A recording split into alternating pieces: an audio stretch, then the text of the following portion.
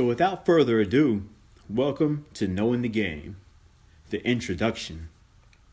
Okay, I know the title of this book is a little misleading, and it's meant to be. However, the actual premise of Knowing the Game is not about teaching people how to be players, how to be max, how to be pimps, gold diggers, or any other adjective used to describe someone that has the ability to manipulate a square. Instead, my main objective is to turn a square into an aware. This isn't a self-help book, and I'm not teaching you how to talk or act. I like to think of myself as a dating coach. In any league, a coach has the experience of being a player first, so he's not telling you anything that he thinks. He is simply stating information that he knows. The coaches have been through the 3-day practices and played in all kinds of weather. They know that the game doesn't change, so the best you can do is be prepared. And that's what I'm here to do for anyone that chooses to read along and listen along. While you read, keep in mind that this book is intended for both sexes. I did this because, for one, I'm not a sexist, and two, men and women make the same mistakes all the time that they may or may not be privy to.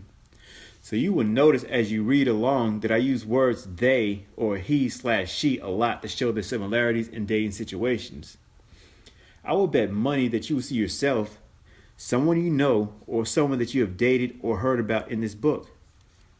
I've personally dated all types and had to listen to many stories about their failed relationships and dating experiences. I soaked all of that information in and put together all the similarities, while at the same time removing all the fabrications and embellishments to give everyone a dictionary on the whole dating scene. Most of you are already aware of what's going on out there, but the number is far greater for the number of squares out there that have no clue what to do, where to start, or where they went wrong. I myself started off as a square. Yes, me. I was always shy and insecure about my looks or how to talk to women, and this went on well into my early 20s. Back then, there were no books like this out, at least not until The Art of Macking by Tariq Nasheed.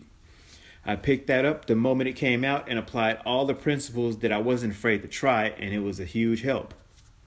After I got rid of Square Gary and evolved into Untouchable Gary, I started noticing patterns with everyone that I dated. I was even so bold as to say or do things on purpose just to see if I would get the same reaction or response out of Jane Doe that I got out of Sharon Doe. And of course, I did. So after many years of analyzing my successes and failures, I one day decided to post a series on Facebook titled Knowing the Game, or KTG.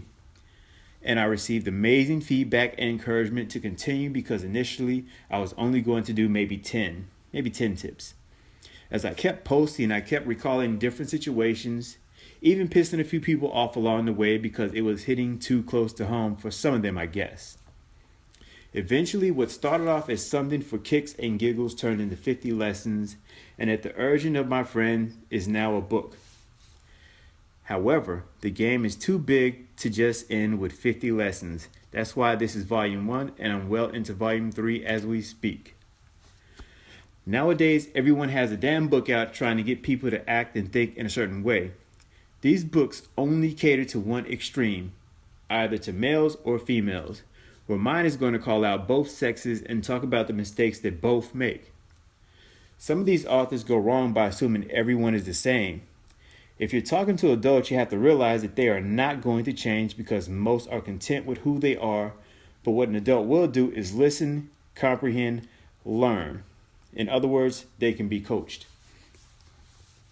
One of the biggest things you must realize if you haven't already is that nobody wins every time. It is unrealistic to think that you will be everyone's type. If they like short people and you're tall, then you don't stand a chance. If they like Eskimos and you're from the desert, you don't stand a chance. You have to also realize that it's almost never personal if they don't like you. They just don't like you, so get over it and just move on. Something else to remember is that they are not your last chance on the planet for romance. Not with over 7 billion people on this crazy planet.